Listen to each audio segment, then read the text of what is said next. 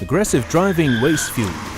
By driving smarter, the average driver can better protect environment and save between $500 to $600 each year on refueling. The problem is that many drivers are perfectly aware of that, but still they are reluctant to change bad habits. The reason is simple. Driving calmly is boring. Speeding, braking or rapid acceleration makes the ride less monotonous.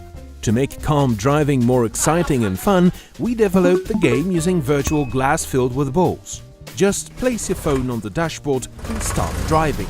You need to drive a car very gently so that the small balls do not fall out of the glass.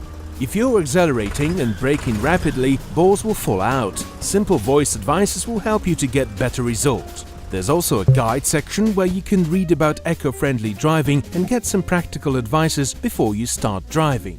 Route list will show your progress as a driver. We want users to save fuel, having fun at the same time.